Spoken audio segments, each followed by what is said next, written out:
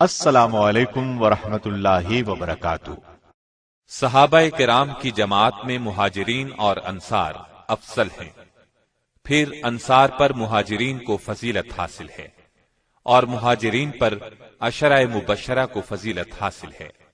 نبی اکرم صلی اللہ علیہ وسلم کا ارشاد ہے، ابو بکر جنت میں ہیں، عمر جنت میں ہیں، عثمان جنت میں ہیں، علی جنت میں ہیں، طلحہ جنت میں ہیں، زبیر جنت میں ہیں، عبد الرحمن بن عوف جنت میں ہیں، سعد بن ابی وقاص جنت میں ہیں، ابو عبیدہ بن جراح جنت میں ہیں، سعید بن زید جنت میں ہیں۔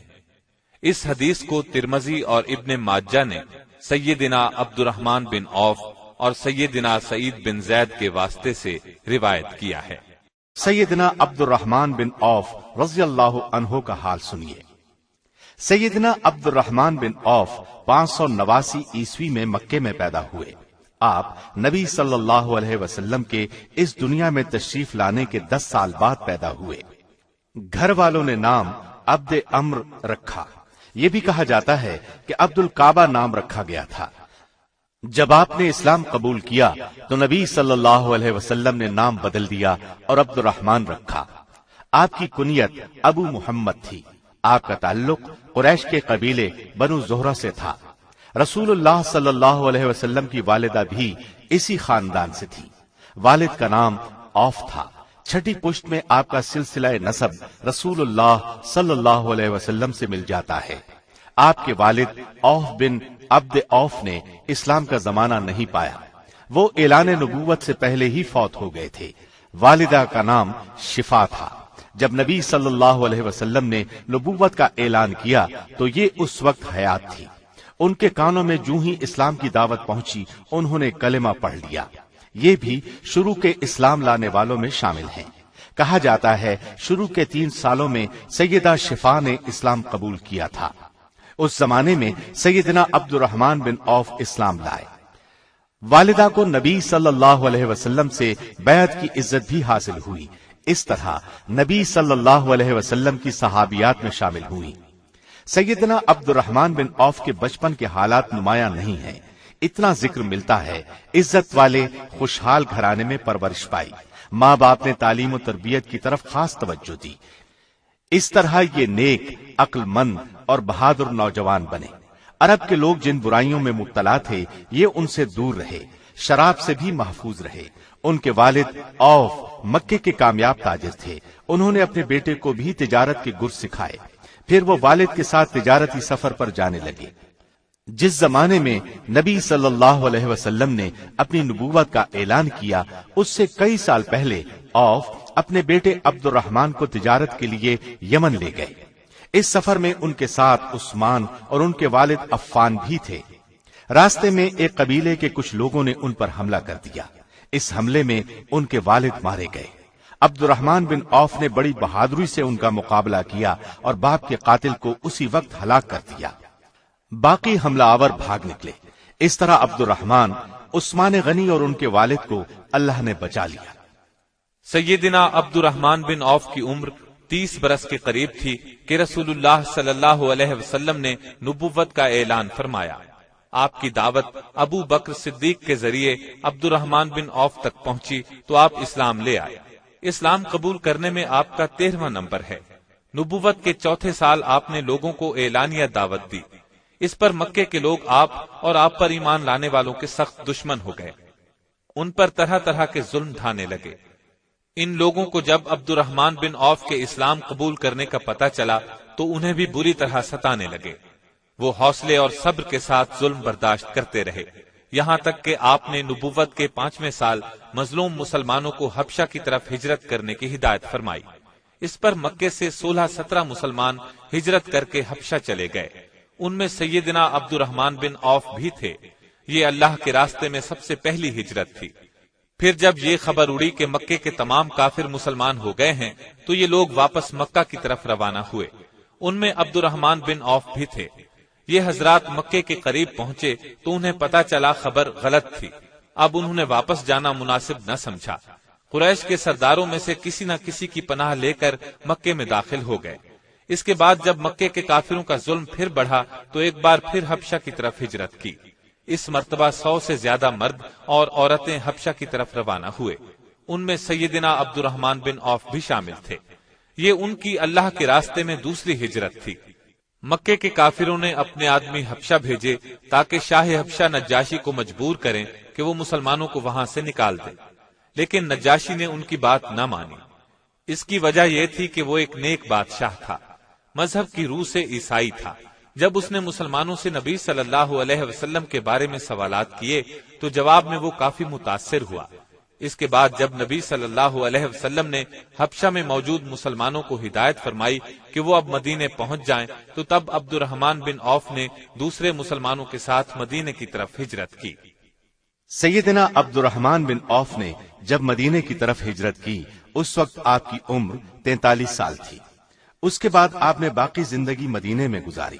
بھائی چارے کے موقع پر نبی صلی اللہ علیہ وسلم نے سیدنا سعد بن ربیع کو ان کا بھائی بنایا۔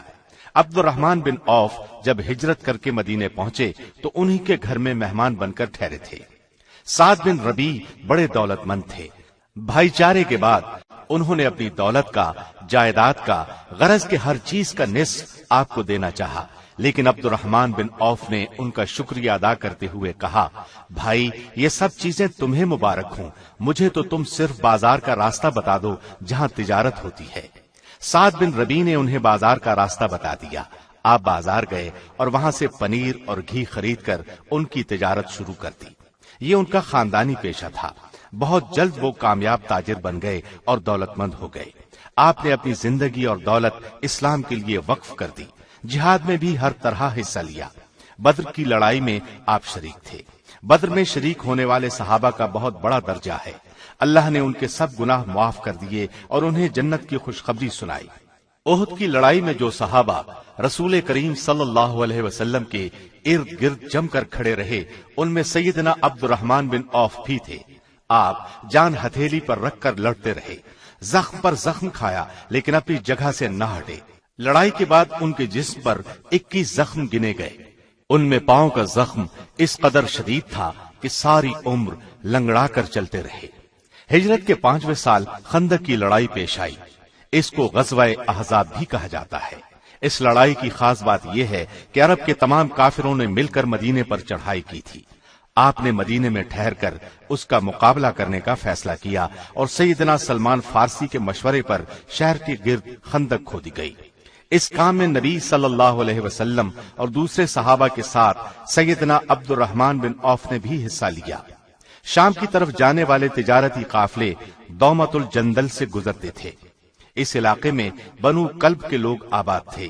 یہ لوگ عیسائی تھے اور قافلوں کے لیے بڑا خطرہ تھے۔ شعبان 6 ہجری میں رسول اللہ صلی اللہ علیہ وسلم نے عبد الرحمن بن عوف کو سالار بنا کر 700 صحابہ کا لشکر دے کر ان کی طرف روانہ کیا۔ اپنے ہاتھ سے ان کے سر پر پگڑی باندھی۔ وہاں پہنچ کر آپ نے بنو کلب کو اسلام کی دعوت دی۔ 3 دن تک وہ انہیں تبلیغ کرتے رہے۔ آخر تیسرے دن قبیلے کے لوگ مسلمان ہو گئے۔ فتح مکہ کے موقع پر بھی آپ ساتھ تھے۔ قبیلہ بنو حوازن اور بنو سعد نے مکے پر حملے کی تیاری کی تو نبی صلی اللہ علیہ وسلم 12,000 کا لشکر لے کر آگے بڑھے۔ حنین کے مقام پر یہ قبیلے جمع ہو رہے تھے۔ آپ بھی وہاں پہنچ گئے۔ اسلامی لشکر میں عبد الرحمن بن عوف بھی شامل تھے۔ انہوں نے لڑائی کے میدان میں بہت جواں مردی دکھائی، ڈٹ کر لڑے۔ اللہ تعالیٰ نے کافروں کو شکست دی۔ ان کے 6,000 آدمی گرفتار ہوئے، باقی بھاگ نکلے۔ غزوہ تبوک کے موقع پر جب تمام صحابہ نے دل کھول کر چندہ دیا، سیدنا عبد الرحمن بن عوف نے ایک بڑی رقم نبی صلی اللہ علیہ وسلم کی خدمت میں پیش کی۔ اس سفر میں ایک خاص واقعہ یہ پیش آیا کہ لشکر نے ایک جگہ پڑاؤ ڈالا۔ صبح کے وقت فجر کی نماز سے پہلے نبی صلی اللہ علیہ وسلم قضاء حاجت کے لیے تشریف لے گئے۔ آپ کو واپس آنے میں کچھ دیر ہو گئی تو لوگوں نے عبد الرحمن بن عوف کو امامت کے لیے کھڑا کر دیا۔ انہوں نے نماز شروع کر دی۔ جب نبی صلی اللہ علیہ وسلم وضو کر کے تشریف لائے تو مغیرہ بن شعبہ آپ کے ساتھ تھے۔ انہوں نے ارادہ کیا کہ عبد الرحمن بن عوف کو پیچھے ہٹا دیں، لیکن آپ نے فرمایا رہنے دو۔ پھر نبی صلی اللہ علیہ وسلم نے عبد الرحمن بن عوف کے پیچھے 1 رکعت ادا کی۔ ان کے سلام پھیرنے پر آپ نے بقیہ نماز پوری کی۔ تبوک سے واپسی پر آپ نے حج کے لیے 300 صحابہ کا قافلہ مکے کی طرف روانہ کیا، اس میں عبد الرحمن بن عوف بھی تھے۔ ہجرت کے 10ویں سال نبی صلی اللہ علیہ وسلم حج کے لیے تشریف لے گئے۔ 1 لاکھ سے زائد صحابہ ساتھ تھے، ان میں سیدنا عبد الرحمن بن عوف بھی تھے۔ ہجرت کے 11ویں سال نبی صلی اللہ علیہ وسلم بیمار ہو گئے اور ربیع الاول کے مہینے میں اس دنیا سے رحلت کر گئے۔ انا للہ و انا الیہ راجعون۔ دوسرے مسلمانوں کی طرح سیدنا عبد الرحمن بن عوف کو بھی شدید صدمہ پہنچا، غم سے نڈھال ہو گئے۔ ابو بکر صدیق کی خلافت میں آپ سے حکومتی معاملات میں مشورے لیے جاتے رہے۔ اسی طرح سیدنا عمر کے دور میں بھی آپ مشیر رہے۔ آپ کے مشوروں کو قدر کی نگاہ سے دیکھا گیا۔ امیر حج بنائے گئے۔ ایک مرتبہ شام کے وقت مدینے کے باہر ایک قافلہ آ کر رکا۔ امیر المومنین عمر فاروق کو پتا چلا تو سید عبد الرحمن بن عوف سے فرمایا، قافلے والے تھکے ماندے ہوں گے، بے خبر سو جائیں گے، ایسے میں کوئی نقصان نہ ہو جائے، آؤ تم اور میں رات کو قافلے کی پہرہ داری کریں۔ چنانچہ دونوں رات بھر پہرہ دیتے رہے۔ 16 ہجری کو سیدنا عمر فاروق رضی اللہ عنہ شام تشریف لے گئے۔ وہاں بیت المقدس کے عیسائیوں سے صلح کا معاہدہ طے پانا تھا اور اس معاہدے کے تحت عیسائیوں کو بیت المقدس حوالے کرنا تھا۔ یہ معاہدہ جابیہ کے مقام پر لکھا گیا۔ گواہ کے طور پر عبد الرحمن بن عوف نے دستخط کیے۔ سیدنا عمر نے جب آخری مرتبہ 23 ہجری میں حج کیا تو عبد الرحمن بن عوف ساتھ تھے۔ ابو لولو یہودی نے جب سیدنا عمر فاروق پر خنجر سے 6 وار کیے تو آپ نے عبد الرحمن بن عوف کا ہاتھ پکڑ کر اپنی جگہ امامت کے لیے کھڑا کر دیا، خود زمین پر گر پڑے۔ عبد الرحمن بن عوف نے نماز مکمل کی۔ اس وقت تک ابو لولو نے 9 صحابہ پر وار کیے تھے، ان میں سے 7 شہید ہو گئے۔ عمر رضی اللہ عنہ کے زخم بہت شدید تھے، لوگ اٹھا کر گھر لائے۔ اس حالت میں آپ نے خلافت کے لیے 6 صحابہ کے نام تجویز کیے اور فرمایا، میں ان سے بڑھ کر کسی کو خلافت کا حقدار نہیں سمجھتا۔ وہ 6 نام یہ تھے: سیدنا عثمان، سیدنا علی، طلحہ، زبیر، عبد الرحمن بن عوف، سعد بن ابی وقاص رضی اللہ عنہم۔ یکم محرم 24 ہجری کو عمر رضی اللہ عنہ نے وفات پائی۔ قبر میں اتارنے والوں میں عبد الرحمن بن عوف بھی تھے۔ آپ کے بعد سیدنا عثمان رضی اللہ عنہ خلیفہ بنے۔ آپ بھی عبد الرحمن بن عوف کی بہت عزت کرتے تھے۔ آپ نے انہیں امیر الحج بھی بنا کر بھیجا۔ 29 ہجری میں حج کے لیے گئے تو عبد الرحمن بن عوف کو ساتھ لے گئے۔ سیدنا عثمان کی خلافت کے 6 سال امن و سکون سے گزرے، لیکن پھر ان کے خلاف سازشیں شروع ہو گئیں۔ عبد الرحمن بن عوف کبھی بھی کسی سازش کے قریب تک نہ گئے، اپنا وقت نہایت خاموشی سے گزارتے رہے، یہاں تک کہ دنیا سے رخصتی کا وقت آ پہنچا۔ عبد الرحمن بن عوف نے خلافت عثمانی میں خلافت کے 8ویں سال 31 ہجری میں وفات پائی۔ وہ ماہ سفر کی پہلی تاریخ تھی، منگل کا دن تھا۔ اس وقت ان کی عمر 72 سال تھی۔ ان کی وفات کی خبر سن کر مسلمانوں کو شدید صدمہ پہنچا۔ سیدنا علی نے ان کے جنازے پر کھڑے ہو کر دکھ بھرے لہجے میں فرمایا، عبد الرحمن بن عوف، تم نے اچھا زمانہ پایا اور فتنوں سے بچ کے چل دیے۔ سعد بن ابی وقاص بھی جنازے میں شریک تھے۔ راستے میں کئی بار ان کے منہ سے نکلا، آہ یہ پہاڑ بھی چل بسا، یعنی یہ بڑی شان والا آدمی بھی رخصت ہوا۔ امیر المومنین نے نماز جنازہ پڑھائی۔ یہ بھی کہا جاتا ہے کہ زبیر بن عوام نے پڑھائی۔ جنت البقیع میں دفن ہوئے۔ آپ بہت خوبصورت تھے، قد لمبا اور رنگ سرخ تھا، آنکھیں بڑی اور پلکیں لمبی اور داڑھی گھنی تھی۔ سادہ کھانا پسند تھا، کبھی گھر میں عمدہ کھانا پکتا تو اس کو دیکھ کر رو پڑتے اور فرماتے، رسول اللہ اور آپ کے گھر والوں کو تمام عمر پیٹ بھر جو کی روٹی بھی نہ مل سکی۔ آمدنی کا بڑا ذریعہ تجارت تھا، نہایت کامیاب تاجر تھے۔ جتنے دولت مند تھے اتنے ہی سخی تھے، اپنی دولت بے دریغ اللہ کے راستے میں لٹاتے تھے۔ لطف کی بات یہ کہ جتنا وہ خرچ کرتے تھے اللہ تعالیٰ اتنا ہی زیادہ آپ کو دیتا تھا۔ نماز پڑھتے وقت اس طرح کھڑے ہوتے جس طرح کوئی عاجز بندہ اپنے آقا کے سامنے حاضر ہو۔ اس وقت انہیں اپنے آقا کی عبادت کے سوا کسی بات کا خیال نہیں رہتا تھا۔ نوافل بھی بہت پڑھتے تھے، رمضان کے علاوہ بہت روزے رکھتے تھے۔ زندگی میں کئی حج کیے، دین کے بہت بڑے عالم تھے، کئی شادیاں کی۔ ان سے 8 لڑکیاں اور 20 کے قریب لڑکے پیدا ہوئے۔ آپ کے ایک بیٹے ابو سلمہ کا شمار بہت ہی بڑے عالموں اور تابعین میں ہوتا ہے۔ گھر والوں سے بہت شفقت کا برتاؤ کرتے تھے۔ آپ ان 10 خوش نصیبوں میں ہیں جنہیں دنیا میں جنت کی خوشخبری سنائی گئی۔ اس کے باوجود آپ آخرت کی بہت زیادہ فکر کرتے تھے، کبھی ایسا کام نہیں کرتے تھے جس سے اللہ ناراض ہو۔ اپنا مال غریبوں، مسکینوں اور حاجت مندوں میں تقسیم کرتے رہتے تھے۔ آپ کو اللہ نے بے انتہا دولت دی تھی، ساتھ ہی دل بھی بہت بڑا دیا تھا۔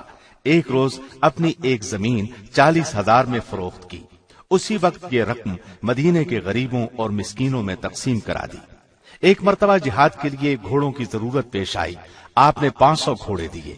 ایک دفعہ 500 اونٹ مجاہدین کی خدمت کے لیے پیش کیے۔ ایک اور موقع پر 1500 اونٹ اللہ کے راستے میں دیے۔ 2 اور موقعوں پر نبی صلی اللہ علیہ وسلم نے خرچ کرنے کی ترغیب دی تو آپ نے 40 ہزار نقد پیش کر دیے۔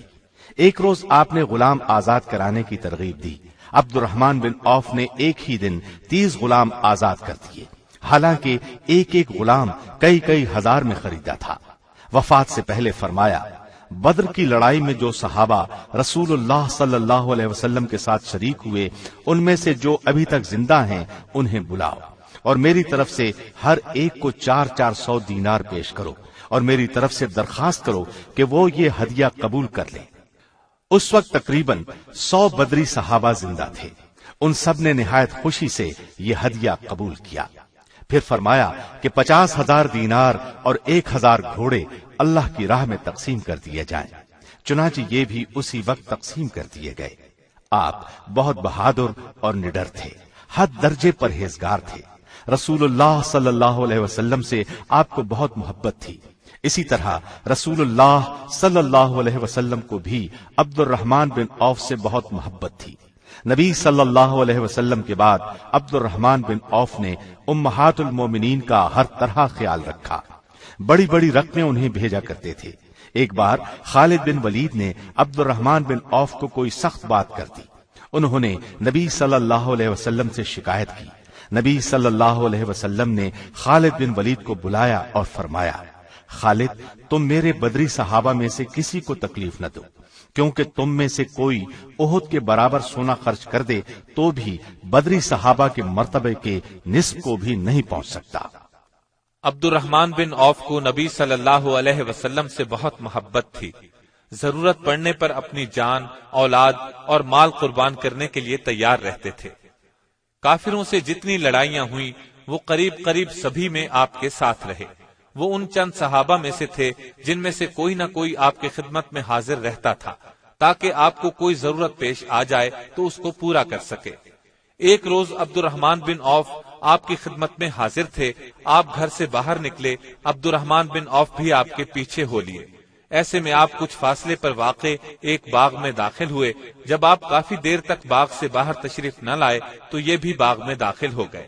دیکھا کہ آپ سجدے میں پڑے ہیں۔ اسی حالت میں بہت دیر گزر گئی۔ عبد الرحمن بن عوف پریشان ہو گئے۔ دل میں خیال گزرا کہ شاید اللہ نے آپ کو اپنے پاس بلا لیا ہے۔ یہ خیال آتے ہی روتے ہوئے آپ کے نزدیک گئے۔ اسی وقت آپ نے سر مبارک اٹھایا اور دریافت فرمایا، عبد الرحمن بن عوف، کیا بات ہے؟ انہوں نے عرض کیا، اے اللہ کے رسول، میرے ماں باپ آپ پر قربان ہوں۔ آپ اتنی دیر سجدے میں پڑے رہے، میں سمجھا کہ آپ ہمیشہ کے لیے ہم سے جدا ہو گئے ہیں، اس لیے مجھے رونا آ گیا۔ آپ نے یہ سن کر فرمایا، اے عبد الرحمن، جبریل مجھے خوشخبری دے رہے تھے کہ جو آپ پر درود بھیجے گا اللہ تعالیٰ اس پر درود بھیجے گا، جو آپ پر سلام بھیجے گا اللہ تعالیٰ اس پر سلام بھیجے گا۔ یہ سجدہ اس خوشخبری کے شکرانے کا تھا۔ ایک دفعہ عبد الرحمن بن عوف نے اپنی کچھ زمین 40,000 میں بیچی۔ اس کا ایک حصہ انہوں نے اپنے خاندان بنو زہرہ کے غریبوں، مسکینوں اور حاجت مندوں میں تقسیم کر دیا۔ ایک حصہ امت کی ماؤں کی خدمت میں بھیج دیا۔ عائشہ صدیقہ کے پاس ان کا حصہ پہنچا تو آپ نے پوچھا، یہ مال کس نے دیا؟ انہیں بتایا گیا کہ عبد الرحمن بن عوف نے زمین فروخت کی ہے اور مال تقسیم کیا ہے۔ سیدہ عائشہ نے فرمایا، مجھ پر اور تم پر سوائے بھلے لوگوں کے کوئی مہربانی نہیں کرے گا۔ اللہ تعالیٰ ابن عوف کو جنت کی نہر سے سیراب کرے۔ رسول اللہ صلی اللہ علیہ وسلم عبد الرحمن بن عوف کو صادق اور سخی فرمایا کرتے تھے۔ ایک دفعہ آپ نے اپنی ازواج مطہرات سے فرمایا، میرے بعد جو شخص تمہاری خدمت کرے گا وہ صادق اور سخی ہوگا، اور یہ عبد الرحمن بن عوف ہی تھے جنہوں نے امہات المؤمنین کی بہت خدمت کی۔ اللہ تعالیٰ کی ان پر بے شمار رحمتیں ہوں۔ Thanks for watching. Don't forget to like, comment, share and subscribe to